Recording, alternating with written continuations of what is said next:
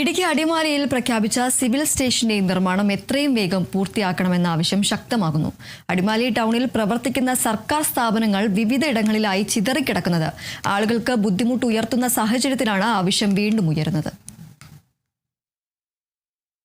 Adimali town കേന്ദ്രീകരിച്ച് civil station നിർമ്മിക്കണമെന്ന ആവശ്യത്തിന് വർഷങ്ങളുടെ പഴക്കമുണ്ട്.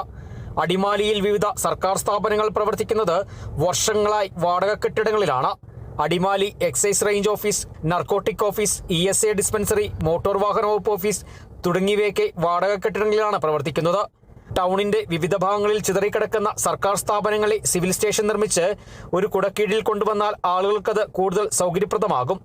ഈ സാഹചര്യത്തിലാണ് പണികൾ കഴിപ്പിക്കുമെന്ന് പ്രഖ്യാപിച്ച സിവിൽ സ്റ്റേഷന്റെ നിർമ്മാണ ജോലികൾക്ക് വേണ്ടുന്ന നടപടികളുടെ കാര്യത്തിൽ വേഗത കൈവരിക്കണമെന്ന ആവശ്യമുയർന്നിട്ടുള്ളത്.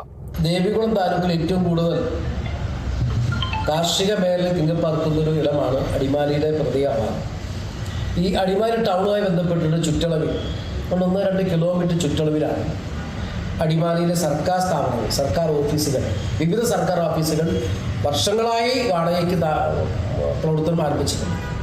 പക്ഷേ സിവിൽ സ്റ്റേഷൻ എന്നുള്ള ഒരു ഉപാധി മുൻകാലങ്ങളിൽ നിരവധി ജനപ്രതിനിധികൾ അടക്കമുള്ളവർ ആവശ്യപ്പെട്ടിരുന്നു.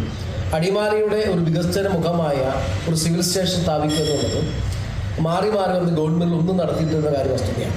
സിവിൽ സ്റ്റേഷൻ നിർമ്മാണത്തിന് വേണ്ടുന്ന ഭൂമി കണ്ടെത്തുന്ന കാര്യങ്ങളിലടക്കം മുമ്പ് കൂടിയാലോചനകൾ നടന്നിരുന്നു. 1/2 ഡസനിലധികം പഞ്ചായത്തുകളിൽ നിന്നും ആളുകൾ വിവിധ സർക്കാർ സേവനങ്ങൾക്കായി അടിമാലി ടൗണിനെയാണ് ആശ്രയിക്കുന്നത്. അടിമാലി ടൗണിലെത്തിയ ശേഷം ടൗണിന്റെ പല ഭാഗങ്ങളിലായി കിടക്കുന്ന സർക്കാർ സ്ഥാപനങ്ങളിലെത്തുവാൻ ആളുകൾ പിന്നെയും പണം മുടക്കണം. സിവിൽ സ്റ്റേഷൻ നിർമ്മിച്ചാൽ വാടക ഇനത്തിൽ നഷ്ടമാകുന്ന ഭീമൻ തുകയും സർക്കാരിന് ഒഴിവാക്കാം. Kerala vision news, Idukki.